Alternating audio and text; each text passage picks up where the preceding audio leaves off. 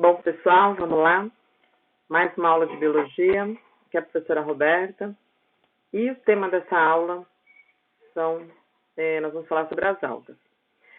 As algas, elas pertencem ao reino protoctista, mas tem alguns autores que ainda chamam esse reino de protista, tá bom? As algas são seres que são eucarióticos, eles são fotossintetizantes. Nós temos representantes que são unicelulares, mas tem os seres multicelulares, certo?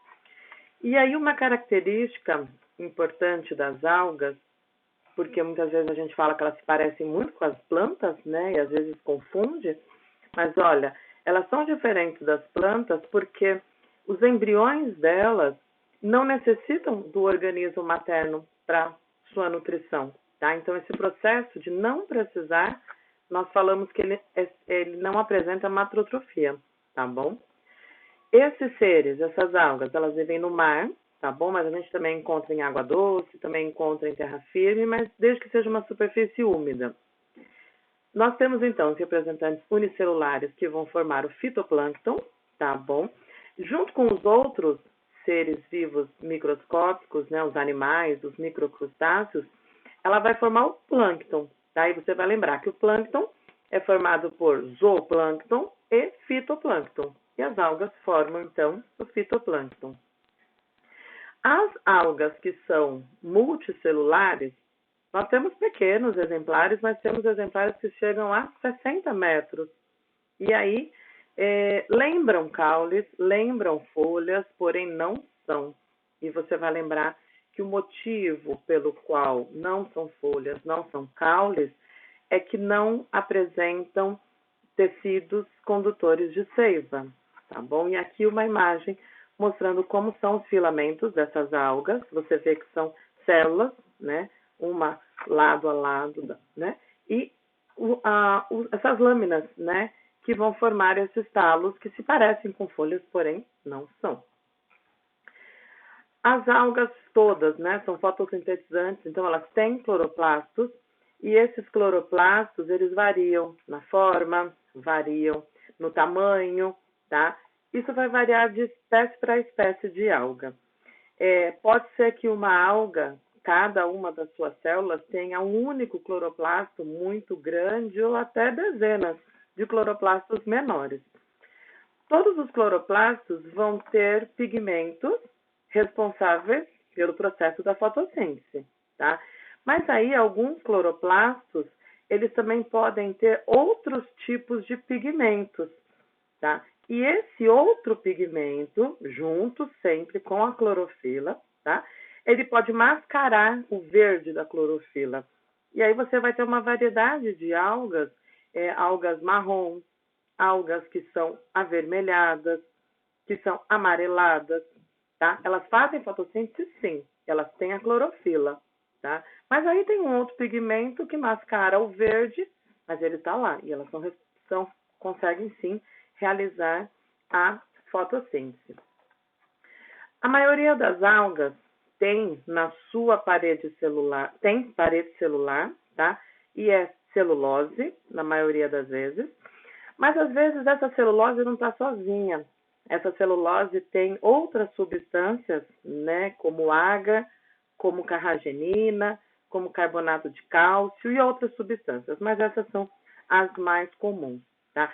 E são essas substâncias diferentes que as algas podem apresentar que vão diversificar a importância econômica delas, tá bom? Aqui uma imagem mostrando alguns cloroplastos, né, num exemplar aí de uma alga. E aí nós vamos para a importância, primeiro a importância ecológica dessas algas. Primeiro, elas são responsáveis por cerca de 70% da fotossíntese mundial. Então, a produção de oxigênio é muito grande, tá? Elas formam fitoplâncton, como foi falado já, e é a base da cadeia alimentar aquática. E elas têm um importantíssimo papel na redução do CO2 atmosférico. Não só por elas fazerem a fotossíntese, tá? Mas quando as algas né, as que são constituídas por carbonato de cálcio na sua parede celular, quando essas algas morrem, esse carbonato de cálcio ele fica depositado no fundo dos oceanos, tá? Fazendo o quê? Fazendo esse sequestro de carbono, ficando ali pelo tempo, né, indefinido. Maré vermelha, onde nós vamos ter a proliferação de algumas algas produtoras de toxinas, e aí você pode ter mortalidade de animais aquáticos aí. Nós vamos ter as algas em associação com os fungos, formando os líquens, e nós sabemos que eles são excelentes indicadores biológicos, né? Eles vivem em locais úmidos, em locais com alta concentração de oxigênio, então, muito bom a presença desses seres. E aí nós vamos ter ainda a importância industrial e alimentar. A industrial, nós vamos ter aí, de acordo com o que essas algas apresentam na sua estrutura, a retirada dessas substâncias com alguns fins industriais, tá? São aí utilizados em tintas, tem muitas algas diatomáceas, que são essas que têm o carbonato de cálcio, elas também são usadas na construção civil mesmo, tá? Porque elas têm uma estrutura muito rígida, né? Resistente, utilizada aí para esse fim. E aí, na importância alimentar, as que são comestíveis, né? Que nós conhecemos aí da culinária oriental, tá bom? Classificação das algas. Classificação das algas é um item complicado em biologia, tá?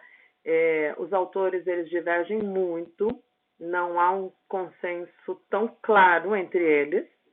Aqui uma classificação baseada no tipo de clorofila que eles têm, então uma classificação por cor, então você tem aí os filos, né, das algas verdes, algas pardas, vermelhas e basicamente a clorofila. Você percebe que todas têm a clorofila A, responsável pela fotossíntese, e os pigmentos que vão dar essa cor diferenciada nessas algas. Algumas substâncias de reserva, que também é variado, ok? E aí a organização estrutural dela, né? Se ela é unicelular, se ela é multicelular, tá bom? E é isso, pessoal. Falando de algas, a gente tem que se preocupar mesmo com essas importâncias que elas têm, tá bom? E até a próxima.